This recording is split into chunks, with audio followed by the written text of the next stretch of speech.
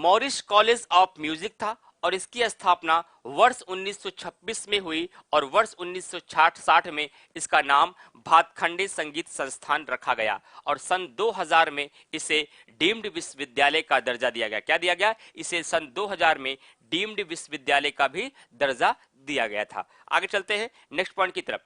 एकमात्र शास्त्रीय नृत्य कौन है? उत्तर प्रदेश का एकमात्र शास्त्रीय नृत्य कथक है। निराला आर्ट गैलरी कहां है? ये इंपॉर्टेंट है।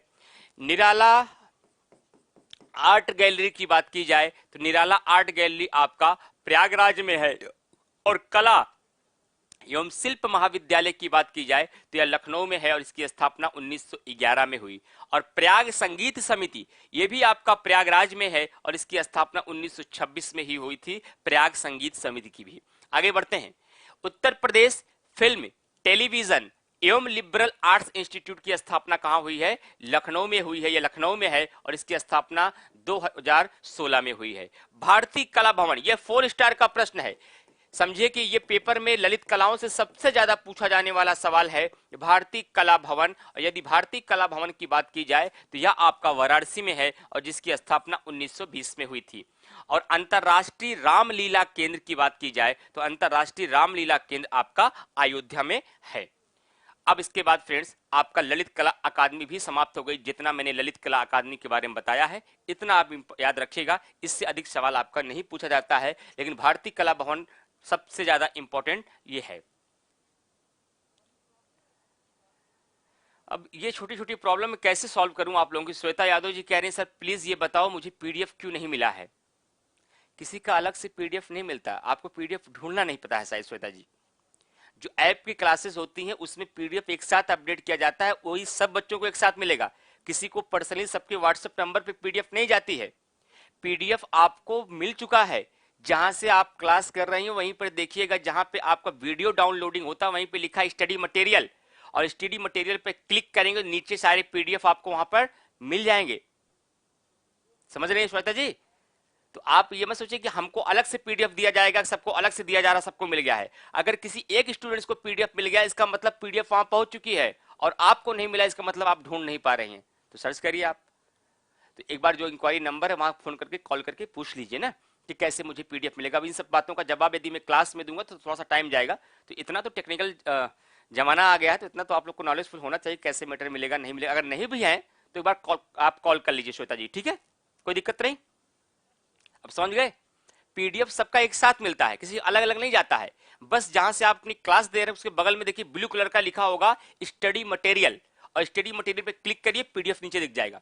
कोशिश कीजिए सर का पीडीएफ का फुल मैटर क्लास में कवर कर दीजिए। थोड़ा स्लो चलिए सर, क्योंकि नोट्स बनाता हूं। अच्छा नारायण मिश्रा जी, यही तो है, अलग अलग विरोधाभास है। नारायण मिश्रा जी स्लो, जब मैं स्लो होता हूं तो लोग कहते हैं कि सर थोड़ा तेज चलना है। हाँ चलिए ठीक है, स्लो चलते हैं, कोई बात नहीं, स्लो में कोई दिक्कत नहीं होगी, लेकिन मैं तेज ज्यादा नहीं चलूंगा इसलिए क्योंकि बहुत सारे न्यू बच्चे भी हैं इसमें। चलिए आराम से नोट करते चलिए आप लोग।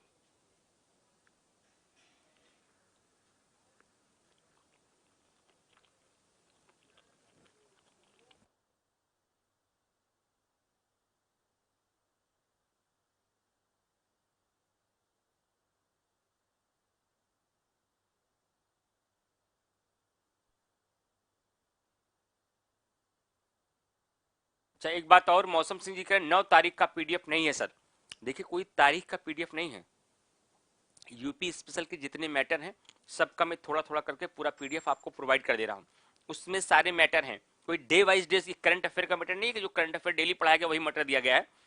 यूपी स्पेशल जितने टॉपिक हैं, आप लोग पढ़े लिखे व्यक्ति हैं तभी तो पढ़ाई कर रहे हैं। जैसे ही पीडीएफ ओपन करेंगे तो उसमें कवर पेज लगा हुआ है, और कवर पेज में ऊपर हेडिंग डली हुई है कि इस पीडीएफ के अंतर्गत कौन कौन से मैटर हैं।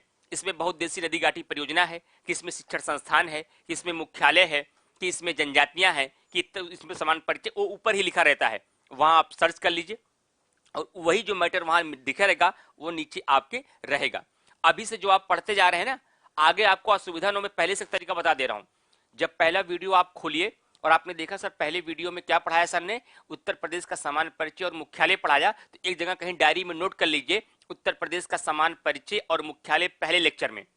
फिर दूसरे में लिखिए, दूसरे में सर ने पढ़ाया कि उत्तर प्रदेश के महत्वपूर्ण बहुउद्देशीय नदी घाटी परियोजना या मेले, जो भी पढ़ाया मैंने, नोट करने से क्या फायदा होगा, जब एक बार वीडियो आपको देख चुके होंगे, उसके बाद मान लीजिए 1 महीने बाद या 15 दिन बाद फिर लगता है आपको रिवीजन करना है, और आपको लगता है मेरा जनजाति वाला पोर्शन कमजोर है, मुझे जनजाति का रिवीजन करना है, तो वो लिस्ट उठाइएगा और उस लिस्ट के बाद वहां देखिएगा सर जनजाति किस लेक्चर में पढ़ा। अच्छा, लेक्चर नंबर 8 में जनजातियां हैं, तो सीधा जाकर लेक्चर नंबर 8 ओपन करिए और वहां वीडियो चलने लगेगा। तो कुछ अपना दिमाग लगाइए, ऐसे अपने आप चीजें आसान हो जाएंगी, इतना परेशान होने की आवश्यकता नहीं है।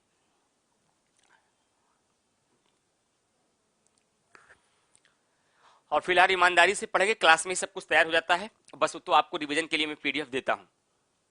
आगे बढ़ते हैं। डिम्ड के बारे में मैंने बताया था फ्रेंड्स, इसकी कोई स्पष्ट परिभाषा नहीं है, न तो इसको जानने की बहुत आवश्यकता है। आकाश जायसवाल जी, मैंने पहले दिन ही बताया था कि यूजीसी के अपने कुछ पैरामीटर्स होते हैं, उन पैरामीटर्स के आधार पर वह किसी भी विश्वविद्यालय को डिम्ड विश्वविद्यालय का दर्जा मिलता है। और भीम सिंह जी कह रहे हैं सर पीडीएफ मिल चुका है, पीडीएफ को लेकर कोई समस्या नहीं है। मुझे पता नहीं, समझ में नहीं आ रहा लोग पीडीएफ को लेकर सवाल क्यों कर रहे हैं। पीडीएफ आ रही है आपकी, और सारी चीजें उसमें अच्छे से बिल्कुल उसी तरीके से मेंशन है जैसे आपने क्लास में पढ़ाया है। चलिए आगे बढ़ते हैं। अब हम चलते हैं, इसको देखिए मैंने पढ़ा दिया था, उत्तर प्रदेश की बहुउद्देशीय नदी घाटी परियोजना एवं जिला, इसका पीडीएफ आपको मिल चुका है। इसको मैंने मैपिंग में ही समझाया था, बहुत सारे बच्चे बाद में जुड़े, एक बार मैं यहां दिखा देता हूं और थोड़ा जल्दी दिखाऊंगा क्योंकि इसको नोट्स बनाने की आवश्यकता नहीं है, ऑलरेडी इसको मैं मैपिंग में समझा चुका हूं। रामगंगा परियोजना, ये रामगंगा नदी बिजनौर में था। रामगंगा काठी बांध, ये भी आपका बिजनौर में था। ये दोनों मैंने मैपिंग में समझाया था। उसके बाद गोकुल बैराज परियोजना, ये यमुना नदी पर है, पेयजल के लिए बनाई गई है मथुरा में। माता टीला बांध, जिसे रानी लक्ष्मीबाई बांध भी कहा जाता है, यह बेतवा नदी झांसी पर बनाया गया है। उसके बाद आपका है पथरई बांध, पथरई बांध आपका ये झांसी में है, ये पथरई नदी पर है। गोविंद बल्लभ पंत सागर परियोजना, ये ट्रिपल स्टार का प्रश्न क्वेश्चन है, अगर स्टार लगाना चाहते हैं तो ये ट्रिपल स्टार का है। उसके बाद सॉरी, ये कहा गया आपका माता टीला बांध, ये ट्रिपल स्टार का प्रश्न है। गोकुल बैराज, ये ट्रिपल स्टार का प्रश्न है। उसके आगे रिहंद परियोजना, रिहंद नदी सोनभद्र पे, बहुत इंपॉर्टेंट नहीं है। कन्हार बांध, कन्हार नदी पे सोनभद्र में, बहुत इंपॉर्टेंट नहीं है। मूसा खाद बांध पे स्टार लगेगा, लेकिन केवल 2 स्टार लगेगा। मूसा खाद बांध ये कर्मनासा नदी पर, ये भी मैंने मैपिंग में बता दिया है। हाँ, शारदा जल विद्युत परियोजना, ये ट्रिपल स्टार का प्रश्न है। और शारदा जल विद्युत परियोजना शारदा नहर पर बनाई गई है, कहां पर, लखीमपुर में, बनवासा नेपाल की सीमा पर, ये इंपॉर्टेंट है। आगे बढ़ते हैं। तो शारदा नहर उत्तर प्रदेश की सबसे बड़ी नहर है। मौदाहा बांध एग्जाम में पूछा जाता है, बिरमा नदी, ये भी मैंने बताया है। अर्जुन बांध, ये अर्जुन नदी महोबा पर है। और राजघाट परियोजना, ये बेतवा नदी उत्तर प्रदेश व मध्य प्रदेश की संयुक्त परियोजना जो कि ललितपुर में बनाई गई है। तो गंडक परियोजना से लाभान्वित जिले कौन कौन से थे, वह गोरखपुर था, कुशीनगर था, देवरिया और महाराजगंज था। और यह परियोजना नेपाल में स्थित है, यह उत्तर प्रदेश और बिहार की संयुक्त परियोजना है। सारी बातें मैंने मैपिंग में आपको समझाई थी, देखिएगा। लेकिन इन परियोजनाओं के साथ साथ कुल जल विद्युत परियोजनाएं थी जो मैंने आपको मैपिंग में नहीं बताया था। ज्ञानेंद्र कुमार जी बताइए आपकी क्या बात सुननी है भाई। ज्ञानेंद्र जी कह रहे सर मेरी बात भी सुन लीजिए, हमारी बात भी सुन लीजिए। इसे हमारी जो शब्द होता है ये गलत हो जाएगा। हमारी का मतलब हो जाता है कि हम लोग, कई लोग साथ में बैठे, हम सब की बातें आप सुन लीजिए। तो आप अपनी बातें कर रहे हैं तो आप वहां मेरी शब्द का प्रयोग ज्यादा बेहतर होगा। हाँ, तो बताइए आपकी बात क्या है ज्ञानेंद्र जी, जल्दी से बताइए, मैं आपकी बात को सुनकर फिर आगे बढ़ता हूं। रोहित यादव, देखिए फ्रेंड्स, मेरे क्वेश्चन का अंडर दीजिए प्लीज। अंडर क्या दे भाई, आंसर कर रहे होंगे आप शायद। क्वेश्चन ऑफ, संडे को हाँ ऑफ रहेगी, संडे को कोई क्लास नहीं चलेगी। और क्या पूछ रहे हैं, जल्दी से पूछिए। देखिए फ्रेंड, इसके लिए बहुत शिकायतें आपकी नहीं दूर हो पाएंगी, क्योंकि जो कमेंट होता है ना, इसमें 5 बच्चों का केवल कमेंट दिखता है सामने, बाकी कमेंट आगे जाते रहते हैं। और इसमें 250-300 बच्चे क्लास कर रहे हैं, तो सब अपना अपना कुछ ना कुछ संदेश लिखते रहते हैं। इसलिए पूरा कोशिश करके कि आपके जितने सवाल एग्जाम ओरिएंटेड हैं और सब्जेक्ट ओरिएंटेड, उसका जवाब मैं देता रहूं। इसलिए बहुत उम्मीद इसकी मत क्या करेगी, यहाँ के हर सवालों का मैं जवाब दे पाऊंगा। अगर यही देखता रहूंगा, यही जवाब दूंगा, तो मैं पढ़ाऊंगा कब, इसलिए इससे थोड़ा बचिएगा। शिक्षा आयोग की स्थापना के बारे में बताइए प्लीज। शिक्षा आयोग की स्थापना में करंट अफेयर जब पढ़ाया जाएगा रोहित यादव, तो वहां इसका डिस्कशन किया जाएगा। ठीक है, यूपी स्पेशल से जो शिक्षा का संबंध में था उतना क्वेश्चन में बताऊंगा, अनावश्यक कोई चीजों को आपको जानकारी यहां नहीं मिलेगी। शिक्षण आयोग के संबंध में जो करंट अफेयर का इशू है उसको हम वहां पर बताएंगे। बाकी शिक्षण आयोग की स्थापना के बारे में न तो कोई क्वेश्चन यहां बनता है और न तो यूपी स्पेशल के शिक्षण संस्थान में इसको हम पढ़ाते हैं, तो इसको ध्यान रखिएगा। जो करंट अफेयर से रिलेटेड है उसके बारे में मैं डिस्कस करूंगा। रोहित जी क्या नाम था, आपका नाम ऊपर जा चुका है, मैंने आपके प्रश्न को देखा है। तो शिक्षण आयोग को लेकर करंट अफेयर में जो डिस्कशन होगा, जो करंट अफेयर से रिलेटेड से इंपॉर्टेंट है, उसके बारे में हम लोग डिस्कस करेंगे। चलिए, जल विद्युत परियोजना की बात करते हैं तो ओबरा जल विद्युत परियोजना सबसे पहले देखते हैं। तो ओबरा जल विद्युत परियोजना या रिहन नदी पर है, ये कहां बनाया गया है, सोनभद्र में बनाया गया है। और एक बात मैं और आपको समझा देता हूं फ्रेंड, ध्यान दीजिएगा, क्योंकि मुझे पता है ना कि जब पहली पहली बार आप क्लास करते हैं क्या क्या समस्याएं आपके साथ आती हैं और क्या क्या आप सोचते रहते हैं। 50% बच्चों के दिमाग में तो ये रहता है, हम किसी भी टीचर से जब पढ़ते हैं, टीचर ने वो बताया जो हमको आता है या नहीं, टीचर ने वो बताया जो हमको आता है या नहीं, वो जो बताया तो जाने दो। उनका पूरा दिमाग लगता है हमें एक ये आयोग ये आता है, देखिए सर ने इसको बताया कि नहीं बताया। अरे जो आता है आपको, आपका ज्ञान उसको रखे रहिए, इसको संजो कर रखिए, एग्जाम में काम आएगा आपका। जो नया बताया गया उसे सीखने का प्रयास करिए, जो एग्जाम ओरिएंटेड है वो सब बताया जाएगा।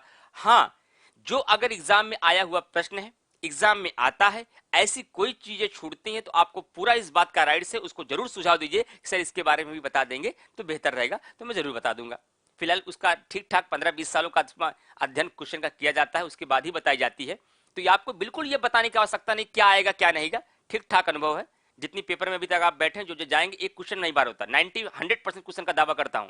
तो 100% क्वेश्चन का जब दावा किया जाता है तो उस पर ठीक ठाक काम किया गया है, उसको पता है कि कैसे कहां से क्या आएगा उसको है। लेकिन फिर भी आपकी कहीं से मनसा अगर ऐसी होती है, नहीं सर हमें लगता है ये प्रश्न भी आ सकता है, तो आप भी एक अनुभवी व्यक्ति हैं, आप भी अपना सुझाव पेश कर सकते हैं। बाकी जो आपका ज्ञान है उस ज्ञान को जानने के लिए हम जो जानने से उसको बताइए, एक बार तो बताइए नहीं जो हम जानते हैं, इसका मतलब ये नहीं पता आपको, तो ऐसे ज्ञान आपको नहीं मिलेंगे, यहाँ एग्जाम ओरिएंटेड ज्ञान आपको मिलेंगे। ठीक है भैया, इसको समझे रहिएगा आप लोग।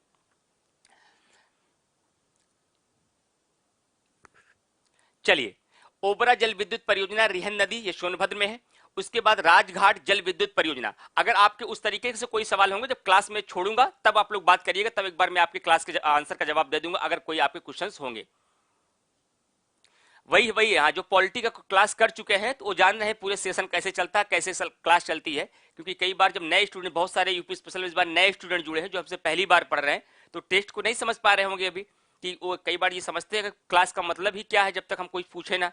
लेकिन हमारी क्लास में पूछने का मौका ही नहीं मिलता, या शायद आपको नहीं पता है। जैसे जैसे क्लास पढ़ेंगे तो आपको खुद आइडिया लग जाएगा कि यार ऐसा कुछ आवश्यकता पड़ती नहीं, बस ईमानदारी से क्लास करो बस, और कुछ आवश्यकता आपको नहीं पड़ेगी। फिर भी आपकी समस्या है तो मैं 5 मिनट टाइम दूंगा, चलिए आपकी भी मनसा को पूरा करूंगा। तो ओबरा जल विद्युत परियोजना रिहन नदी सोनभद्र पर है।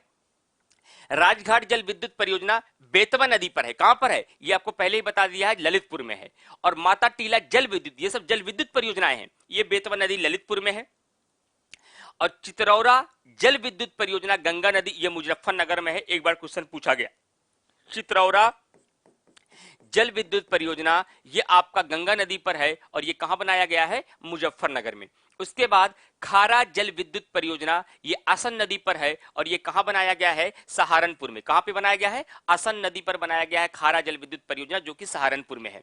आगे बढ़ते हैं, कुछ महत्वपूर्ण तथ्यों को देखते हैं। उत्तर प्रदेश में यदि शुद्ध संचित क्षेत्रफल को देखा जाए कि कितने सिंचित क्षेत्रफल इसमें सिंचाई के शुद्ध सिंचित क्षेत्रफल है, तो 142 लाख हेक्टेयर। लेकिन यदि सकल सिंचित क्षेत्रफल की बात की जाए तो ध्यान रखिएगा तो 209 लाख हेक्टेयर है। बाकी इसको जो हम लोग सिंचाई पढ़ेंगे तो उस समय और विस्तार में इसको डिस्कस हम लोग करेंगे। अब हमारा नेक्स्ट टॉपिक होगा फ्रेंड्स, ध्यान रखिएगा, नेक्स्ट टॉपिक होगा उत्तर प्रदेश के वन्यजीव विहार एवं पक्षी विहार।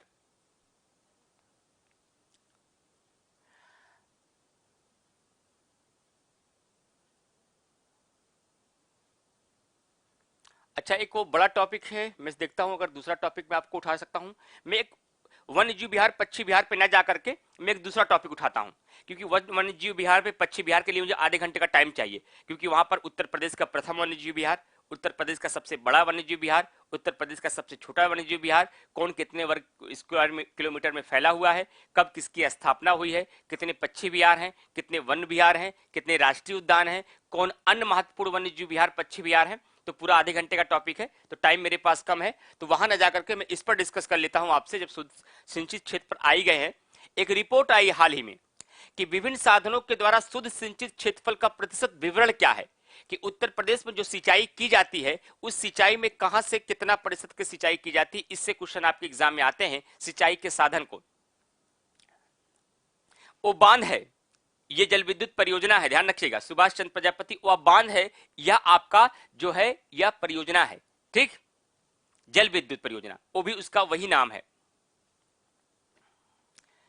तो बाकी अनावश्यक नलकूप की यदि बात की जाए, सिंचाई के साधन या नलकूप से आपके उत्तर प्रदेश में 74.9% सिंचाई होती। कितना? 74.9% की सिंचाई नलकूप के द्वारा की जाएगी, और नहरों के द्वारा 15.2%, कुआं के द्वारा 8%, तालाब के द्वारा 0.5 और अन्य साधनों से 0.6। अब आप कहेंगे सर ये क्यों पढ़ा रहे हैं, क्या हमारे एग्जाम में ऐसा क्वेश्चन पूछा जाता है? बिल्कुल पूछा जाता है। एक्चुअली होता क्या है, क्वेश्चन पूछा जाएगा कि उत्तर प्रदेश में सिंचाई के साधनों को अवरोही क्रम में सजाइए, और आपको वहां बताना होता है कि ऐसे लिख देगा एग्जाम में, नलकूप, उसके बाद नहर, फिर कुआं, फिर तालाब, इसमें ऐसे ऐसे एरो लगा के दे देगा, फिर लिख देगा कि कुआं, तालाब, नलकूप और नहर, फिर यहां ऐसे एरो लगा देगा। जो सही स्टेटमेंट होता है वही आपको पहचानना होता है। तो सांख्यिकी पाली 2019 के अनुसार जो रिपोर्ट अभी 19 में आई है, उसके अनुसार उत्तर प्रदेश में सबसे ज्यादा सिंचाई के साधन के रूप में जो प्रयोग होता है वह नलकूपों के द्वारा किया जाता है, और नलकूप से 74.9% की सिंचाई की जाती है। और यदि नहरों की बात की जाए तो नहर से 15.2% की सिंचाई होती है, और कुआं से 8% की सिंचाई होती है, जबकि तालाब से 0.5% की। ये दोनों भूल जाएंगे काम चल जाएगा, लेकिन कम से कम इतना पता रहे कि सर्वाधिक आपके नलकूपों से होती है, उसके बाद नहर से होती है, उसके बाद कुआं से। ये 3 क्रम याद रहेगा, तो असेंडिंग ऑर्डर में भी और डिसेंडिंग ऑर्डर में भी आप आसानी से सजा लेंगे। चलिए,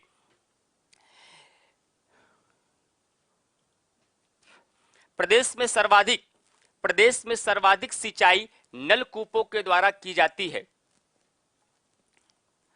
अनिल कुमार जी कह रहे हैं सर जल विद्युत परियोजना का पीडीएफ नहीं मिला है। जल विद्युत परियोजना का पीडीएफ अभी कैसे मिलेगा, वो तो मैंने पूरा बताया नहीं, आज तो मैंने डिस्कस किया, तो आज डिस्कस किया तो आपको मिल जाएगा, क्यों परेशान हो रहे हैं, ठीक। हाँ, मैप बनाया जाता है पूजा जी, लेकिन हर टॉपिक पे मैप नहीं, जो तथ्यात्मक रूप से होंगे वहां मैप नहीं बनेगा, जो कॉन्सेप्चुअल रूप में होते हैं वहां मैप बनाया जाएगा, ठीक है। जहां मैप की आवश्यकता होगी वहां आपको मैप बनाया जाएगा। और इसमें अब भी आपके कोई अनावश्यक प्रश्न आएंगे, किसी का जवाब आपको मिलेगा नहीं, मैं पहले से बता दे रहा हूं, क्योंकि आप लोग अभी आप ना मेरे क्लास का टेस्ट समझ पाए हैं, ना मेरे क्लास का तरीका समझ पाए हैं। अगर कोई भी अनावश्यक प्रश्न करेंगे आप लोग, इसका कोई आंसर यहाँ पे इस फॉर्मेट पे नहीं दिया जाएगा, मैं पहले बता दे रहा हूँ। और इस क्लास में मिलेगा क्या, ये अंतिम तक विदा होते होते आपको पता चल जाएगा यूपी स्पेशल में क्या सीखेंगे आप। क्लास को अगर अनावश्यक रूप से ऐसे क्वेश्चन करेंगे तो उन बच्चों का डिस्टर्ब होगा जो सीरियस बच्चे आपके साथ क्लास कर रहे हैं।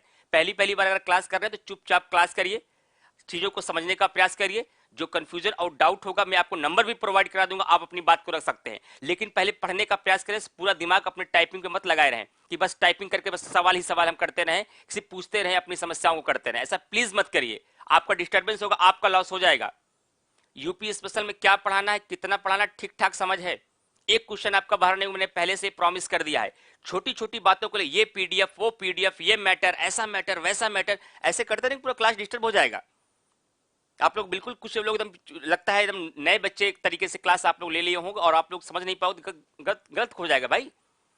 कोई टॉपिक खत्म नहीं होता, उसके बीच में ही आप लोग 50 सवाल टाइप करते रहते हैं, मैं कोई आंसर नहीं दूंगा, फिर आप नाराज मत होइएगा। देखिए फ्रेंड्स, प्लीज मेरे क्लास के टेस्ट को समझिएगा, हर क्लास की तरह ये हमारी क्लास नहीं चलती है। अगर हमारे स्टूडेंट्स आप लोग हैं, पहले कहीं पढ़े हो, तो मेरे तेवर को जानते हैं, मेरे तरीके को भी जानते हैं, मेरी स्ट्रेटजी को भी जानते हैं, हमारे पढ़ाने के बाद एग्जाम में सवाल कैसे आता है वो भी जानते हैं आप। तो इसलिए प्लीज थोड़ा थोड़ा बातों से बचिए। हर 2 बात पे आप लोग कमेंट ही लिखे पढ़ें, कमेंट ही लिखे पढ़ें, ये पीडीएफ नहीं है, वो पीडीएफ नहीं, ये कब मिलेगा, वो कब मिलेगा, पढ़ेंगे कब आप? समझने पे दिमाग है कि इसी सब चीजों को आपका दिमाग है? तो थोड़ा सा ध्यान रखिए भाई। प्लीज देखिए, क्लास को डिस्टर्बेंस करेंगे तो आपका लॉस हो जाएगा। मैं फ्रेश रहूंगा तभी सारी चीजें मिलेंगे बेस्ट, और मैं डिस्टर्ब हुआ तो फिर आप डिस्टर्ब हो जाएंगे। इस चीज का प्लीज ध्यान रखिए सभी लोग। लास्ट वार्निंग में आप लोगों को दे रहा हूं, क्लास को बिल्कुल सिंसियरली तरीके से, पहले तो डिसिप्लिन में रहिए। यदि डिसिप्लिन में नहीं तो सारी चीजें वैसे गड़बड़ हो जाएंगी आपकी। क्लास को चल रहा है, क्लास को मैं समझाने का प्रयास करूं, कि कॉन्सेप्ट बताने का प्रयास करूं, सारा दिमाग इसी में लगा है। ये पीडीएफ पहले आया, ये पीडीएफ बाद में आया, ले लीजिए जाके, पूरा मार्केट में पीडीएफ पड़ा हुआ है, पूरी किताबें पढ़िए, 50 किताबें यूपी स्पेशल के, समझिए जरा किताबें वहां से। स्टार्टिंग से समझा रहा हूं, प्लीज फ्रेंड्स क्लास करो, सही से समझ में आएगा, सारी चीजें पीडीएफ भी मिलेगी समय से समय, कोई पेशेंस ही नहीं है। बस एकदम बच्चों के इंटर की क्लास में बैठे हो आप, हाई स्कूल की क्लास में, थोड़ा सा पेशेंस रखिए फ्रेंड्स, थोड़ा सा धैर्य रखिए, सारी पीडीएफ मिलेगी, सारा मैटर मिल जाएगा, सब कुछ आपको हो जाएगा, एक क्वेश्चन नहीं छूटेगा, सब जुबान पे यहां से याद करा के भेजूंगा यूपी स्पेशल 20 घंटे लेक्चर के बाद। लेकिन धैर्य ही नहीं है आप लोगों को, टॉपिक चल रहा, टॉपिक कंप्लीट नहीं हुआ, बीच में डिस्टर्बेंस की हो। प्रदेश में पहला सिंचाई कार्यालय की बात की जाए, अगर सिंचाई की बात टॉपिक को हम लोग पढ़ रहे हैं, तो पहला पॉइंट हमारा ये बनेगा, प्रदेश में सर्वाधिक सिंचाई नलकूपों के द्वारा की जाती है। किसके द्वारा? प्रदेश में सर्वाधिक सिंचाई नलकूपों के द्वारा की जाती है। पहला क्वेश्चन यही बनता है, अगर डिसेंडिंग ऑर्डर में आया तो हमको यह बताना है कि किससे कितनी सिंचाई की जाती है। सबसे ज्यादा सिंचाई मैंने बताया नलकूपों से है, फिर उसके बाद घटते हुए क्रम में नहरों और तालाबों से है। लेकिन कभी कभी डायरेक्ट प्रश्न पूछ लिया जाता है कि उत्तर प्रदेश में सिंचाई का सबसे बड़ा साधन क्या है, तो आपका आंसर सीधा हो गया नलकूप। लेकिन इसी सिंचाई से इतिहास को लेकर कभी कभी प्रश्न बन जाता है कि प्रदेश में पहला सिंचाई कार्यालय 1823 में सहारनपुर में अंग्रेजों द्वारा खोला गया था। कब? प्रदेश में पहला सिंचाई कार्यालय 1823 में सहारनपुर में अंग्रेजों के द्वारा खोला गया था, और सिंचाई विभाग का नाम बदल कर जल शक्ति मंत्रालय कर दिया गया। ये करंट अफेयर का पोर्शन है फ्रेंड, ध्यान रखिएगा। सिंचाई विभाग का नाम बदल करके जल शक्ति मंत्रालय कर दिया गया, और वर्तमान में उत्तर प्रदेश के जल शक्ति मंत्री डॉक्टर महेंद्र सिंह है। कौन है? जल शक्ति मंत्री डॉक्टर महेंद्र सिंह है, जबकि देश के गजेंद्र सिंह शेखावत है। ये करंट अफेयर है, ध्यान रखिएगा। ये यूपी स्पेशल का करंट अफेयर के रूप में मैंने आपको बता दिया कि जो सिंचाई कार्यालय था, उस सिंचाई कार्यालय में अब सहारनपुर में जो खोला गया उसका 1823 में खोला गया, और सिंचाई विभाग का जो नाम था उसका नाम बदल के अब क्या कर दिया गया है? जल शक्ति मंत्रालय कर दिया गया है। और इनके मंत्रियों की यदि बात की जाए तो वर्तमान में उत्तर प्रदेश के जो मंत्री थे वह कौन है? जल शक्ति मंत्री डॉक्टर महेंद्र सिंह है, जबकि देश के जो मंत्री हैं वह गजेंद्र सिंह शेखावत हैं। कौन है?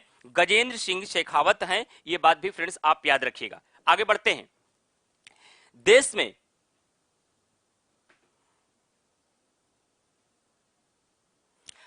में नलकूपों के द्वारा सिंचित क्षेत्रफल सर्वाधिक कहां पर है? उत्तर प्रदेश में। नंबर 1 पे एवी है, नलकूपों के द्वारा सर्वाधिक क्षेत्रफल कहां पे सींचा जाता है? तो सबसे ज्यादा उत्तर प्रदेश में सींचा जाता है, और उत्तर प्रदेश में नहरों द्वारा सर्वाधिक सिंचाई पश्चिमी उत्तर प्रदेश में होती है। देखिए, दो क्वेश्चन, अगर पूरे देश के साथ तुलना करके पूछा जाए तो भी उत्तर प्रदेश है, और पूरे उत्तर प्रदेश में तुलना करके पूछा जाए तब भी आपका क्या बताएंगे? तब आपका हो जाएगा आंसर यहां पे पश्चिमी उत्तर प्रदेश। और पश्चिमी उत्तर प्रदेश क्या होता है, ये मैपिंग के माध्यम से मैंने आपको समझाया था कि पश्चिमी उत्तर प्रदेश का जो ब्रजभूमि का एरिया है, जो पूरा पश्चिम वाला बेल्ट है, जहां पे आपका हापुड़ है, मुजफ्फरनगर है, मुरादाबाद है, बिजनौर है, रामपुर है, अमरोहा है, शामली है, बागपत है, गाजियाबाद है, और गौतम बुद्ध नगर है, सहारनपुर है, ये आपका पूरा का पूरा पश्चिमी उत्तर प्रदेश होता है। तो ध्यान रखिएगा कि पूरे भारत में सर्वाधिक क्षेत्रफल यदि बात की जाए सिंचाई वाले नलकूपों के द्वारा तो उत्तर प्रदेश में ही होती है, और इस उत्तर प्रदेश में सबसे ज्यादा बेल्ट आपका पश्चिमी उत्तर प्रदेश है, जहां नलकूपों के द्वारा सिंचाई होती है। ऐसा क्यों?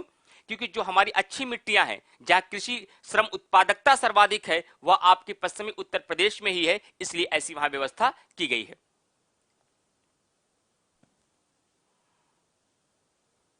चलिए, पश्चिमी उत्तर प्रदेश में नहरों का अधिक विस्तार हुआ है, अर्थात सर्वाधिक नहरें पश्चिमी उत्तर प्रदेश में पाई जाती हैं। सर्वाधिक नहरें भी कहां पाई जाती हैं? पश्चिमी उत्तर प्रदेश में पाई जाती हैं। तो ध्यान रखिएगा, पश्चिमी उत्तर प्रदेश में 3 पॉइंट हैं। पहला, नलकूपों के माध्यम से सिंचाई भी पश्चिमी उत्तर प्रदेश में सर्वाधिक होती है।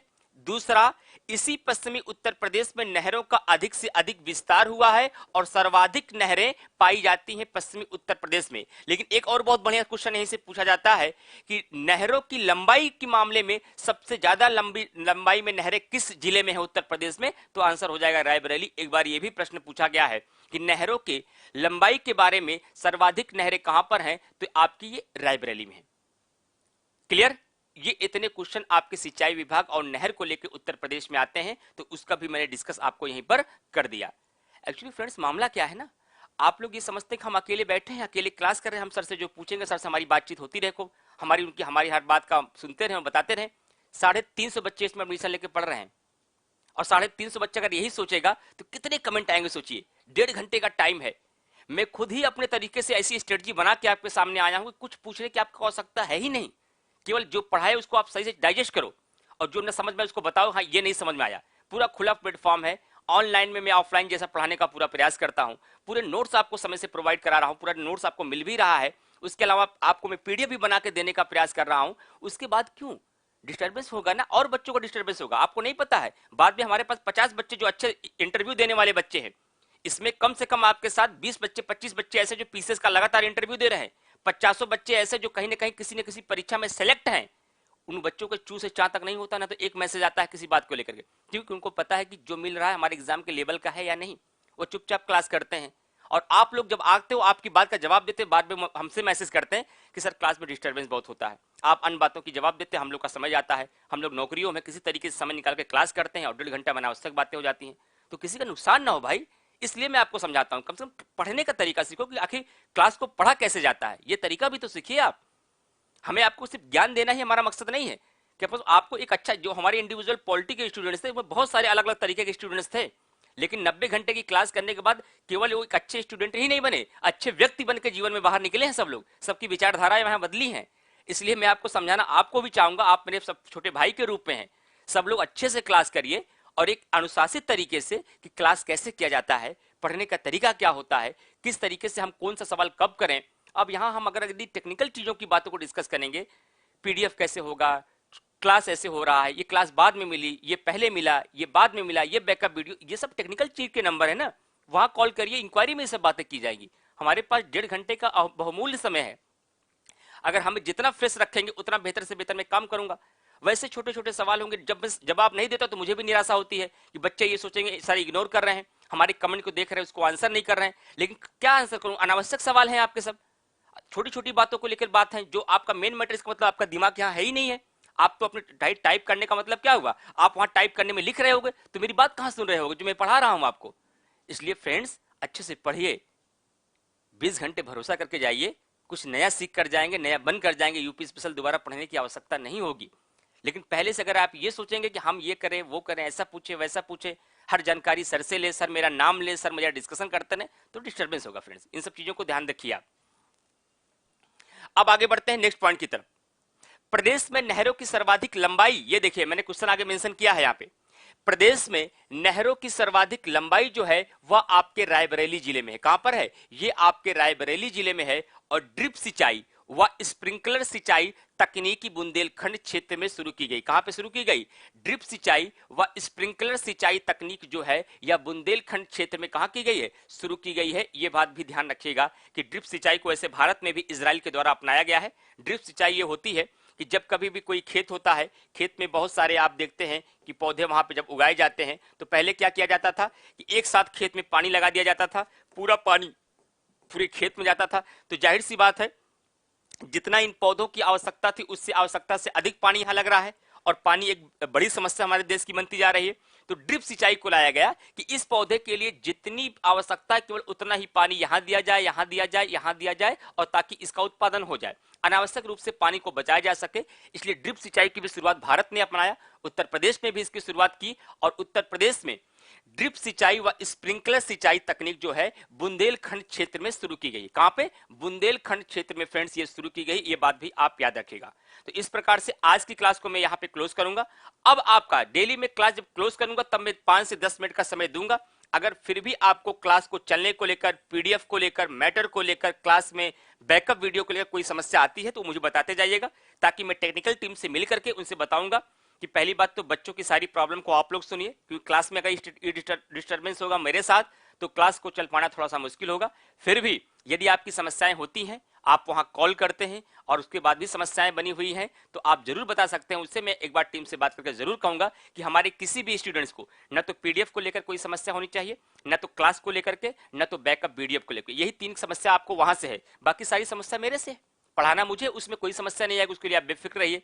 बस केवल आपको क्लास टाइमली मिले, बैकअप वीडियो मिले, और साथ ही साथ आपको क्या मिले, उसमें जो आपको पीडीएफ है वो समय से प्रोवाइड की जाए। ये तीनों संस्थान की जिम्मेदारी होगी। मैंने शुरू से सबको समाज समझा के रखा है कि किसी भी हमारे स्टूडेंट्स को कोई भी प्रॉब्लम नहीं होनी चाहिए।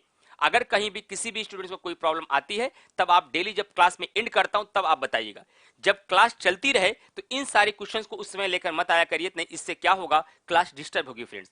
या तो मुझे उसका जवाब देना होगा बार बार, तो बार बार जवाब देने में टाइम लॉस होगा, उस समय पूरा ध्यान अपने पढ़ने पर आप लोग लगाएंगे तो आपके लिए, आपके कैरियर के लिए ज्यादा बेहतर होगा। ठीक है, एक बार मैं डिस्कशन कर देता हूं कि कितने टॉपिक हमने कंप्लीट कर लिए हैं, वो आपको पता होना चाहिए हमेशा। अगर टॉपिक की बात की जाए फ्रेंड्स, तो धीरे धीरे यदि आप देखेंगे तो हम कम से कम 5 से 7 8 टॉपिक कंप्लीट कर चुके हैं। एक बार आप देख लीजिए, जो स्टूडेंट्स हमारे नए जुड़े हैं, मैं आपके पूछने से पहले ये क्वेश्चन बता दे रहा हूं, क्योंकि सब लोग अलग अलग सवाल कर रहे हैं कि सर हम आज से क्लास किए, हमको वीडियो कहां मिलेगी, हमने कल से शुरू किया, हमको पीडीएफ कहां मिलेगी, हमको केवल एक ही पीडीएफ मिला, दूसरा पीडीएफ मिला नहीं, हमको ये वाला पीडीएफ मिल गया, ये वाला पीडीएफ कब मिलेगा। तो तमाम तरीके के आपके सवाल हैं, उनका जवाब मैं केवल पूरी बात में कर दे रहा हूं ताकि सारे प्रश्नों का जवाब आपको एक साथ मिल जाए।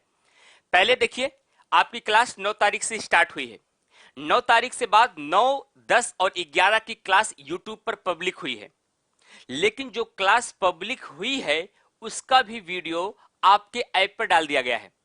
लेकिन मान लीजिए जिसको 9, 10, 11 की वीडियो अभी अवेलेबल नहीं हो पाए, नहीं ओपन है, तो जीएस वर्ल्ड के यूट्यूब चैनल पे जाकर 9, 10, 11 की क्लास आप कर सकते हैं। साथ ही साथ जितनी क्लासेस आपको पढ़ाई जा रही हैं, उन क्लासेस का पीडीएफ जितने मैटर होंगे टॉपिक वाइज आपको मिलते जाएंगे। यह जरूरी नहीं है कि जिस दिन जो क्लास में चला उसका मैटर एकदम अलग अलग होगा, नहीं। मैंने पूरे यूपी स्पेशल का जो मैटर है वह 10 से 12 पार्ट में बांटे हैं। कितने पार्ट में? लगभग 10 से 12 पार्ट में। और जो मैटर आपको मिलता होगा, जैसे ही मैटर आप ओपन करते हैं तो मैटर के ओपन करने के बाद आप देखते होंगे वहां पॉइंट में ऐसे लिखा रहता है कि इस मैटर में, इस पीडीएफ के अंतर्गत कौन कौन सा पॉइंट होगा। जैसे जो आपको पहला पीडीएफ मिला होगा उसमें यह लिखा होगा उत्तर प्रदेश का सामान्य परिचय एवं मुख्यालय। उसके बाद जो मिला होगा शायद उसमें उत्तर प्रदेश का शिक्षण संस्थान, मेले या जनजातीय जो भी होगा वो ऊपर ही मेंशन हुआ रहता है। आपको अगर लगे कि आज मुझे मेला दोहराना है, अगर मुझे आज उत्तर प्रदेश का सामान्य परिचय का रिवीजन करना है या उत्तर प्रदेश के शोध संस्थान का रिवीजन करना है, तो एक बार एक क्लिक कर दो। क्लिक करके बाद पहला पेज देख लो कि शोध संस्थान किसमें है, जिसमें हो जाएगा। केवल 7-8 पेज का नोट्स ही रहता है, पूरी किताब तो मैंने पकड़ाई नहीं है आपको। आराम से ओपन करो और उसको जाकर देखो कि सर ने क्या क्या पढ़ाया है, हमको कैसे कैसे रिवीजन करना है। दूसरा मैंने आपको एक काम और दिया है, एक सेल्फ आपको करना है। क्या करना है कि पहले दिन से क्लास करते ही एक अपनी चार्ट शीट बना लीजिए। नहीं, बाद में जब आप समस्या करें तो कोई समाधान मैं नहीं करूंगा, इसलिए मैं पहले बता दे रहा हूं। बाद में अभी आप हमसे कहेंगे सर रिवीजन करने में बहुत समस्या हो रही, कौन सा क्लास किस वीडियो में कैसे ढूंढें, ये समस्या ना आए इसलिए मैं पहले ही बता दे रहा हूं। जब क्लास करो तो लेक्चर 1 में मैंने क्या क्या पढ़ाया अपने उसके नोट कर लीजिए। इतना वर्क ये आपको खुद करना होगा। लेक्चर 2 में क्या पढ़ाया उसको नोट कर लीजिए। पूरा यूपी स्पेशल जब समाप्त हो जाएगा, जब आपको लगने लगे कि हमारा शिक्षण संस्थान बहुत कमजोर है, इसको हमको रिवीजन करना चाहिए, तो लिस्ट उठाइए और देखिए कि शिक्षण संस्थान को सर ने किस लेक्चर में पढ़ाया। अच्छा, लेक्चर नंबर 4 में है, सीधा लेक्चर नंबर 4 में जाइए। पार्ट 1, 2, 3 नाम की वीडियोस रहेंगे, वहां वीडियोस को आप देखिएगा। तो मैनेज करने का तरीका होता है, एक समझने का तरीका होता है, पढ़ने का तरीका होता है, आगे बढ़ने का तरीका होता है। उस तरीके से चलेंगे चीजें बहुत सहज और सरल हो जाएंगी। और बेतरीके से चलेंगे तो आप हमेशा ऐसे ही इरिटेट होते रहेंगे, परेशान होते रहेंगे, न तो पढ़ पाएंगे, न तो मैटर से संतुष्ट हो पाएंगे, न तो आपका नॉलेज ही हो पाएगा। अगर लेकिन सही तरीके से चलेंगे तो यूपी स्पेशल में कुछ बेहतर करके आपको जाएंगे। ठीक, तो समझा इसलिए रहा हूं ताकि किसी भी बच्चे का कुछ लॉस ना होने पाए। और अभी हमारे साथ लगभग आपको 25 घंटे का सफर करना है, तो आपको मैं पहले से ही बता दूं कि मैं किस टेस्ट के साथ किसी भी टॉपिक को पढ़ाता हूं, वो टेस्ट आपको पता होना चाहिए, क्योंकि सबके साथ एक जैसा बिहेव संभव नहीं है। क्योंकि हमारे पढ़ाने का तरीका कुछ अलग है और उसके लिए कुछ अलग तरीके से आपको चलना होगा। ठीक है फ्रेंड्स, तो मस्त रहिए, खुश रहिए। मेरी किसी बात का यदि बुरा लगा हो तो उसे इग्नोर करिएगा। केवल मैं समझाने का प्रयास करता हूं। समझाने में अक्सर चीजों को लोगों को बुरा लगता है, हर व्यक्ति का ये नेचर होता है, क्योंकि हर व्यक्ति क्या होता है, सिर्फ अच्छा ही सुनना चाहता है अपना। उसकी बुराई की जहां बात आती है तो उसको बुरा लगता है, जबकि जानता है उनके लिए बुरा है। और लेकिन मेरा ये जिंदगी का ध्येय रहा है, अगर वो आपके लिए बुरा है तो मैं बुरा उसको कहूंगा। हो सकता है कुछ देर के लिए मैं आपकी आंखों की किरकिरी बन जाऊंगा, लेकिन बाद में याद जरूर करोगे और आपको लगेगा भी काश उस बात को अगर मैं मानते तो हमारे लिए बेहतर होता। तो आपके लिए जो बेहतर है, एक शिक्षक होने के नाते ये मेरा धर्म बनता है, जो बेहतर चीजें हैं वो मैं आपको सिखाने का प्रयास करूं, बहुत मीठी मीठी बातें करके। लेकिन आपके कैरियर के साथ में खिलवाड़ करूं तो ऐसा मैं कभी नहीं कर सकता। क्लियर? मिलते हैं आपको नेक्स्ट क्लास में। और भी जो अपने आपके ग्रुप में दोस्त हैं, जो फ्रेंड्स हैं, क्योंकि यूट्यूब पे कोई क्लास नहीं है, जो भी यूपी स्पेशल की क्लास लेना चाहते होंगे उन तक आप मैसेज पहुंचाइएगा। और जैसे आपने क्लास लिया है वैसे उनको भी बताइएगा क्लास लेते हैं। कल मिलते हैं। Thank you all of you.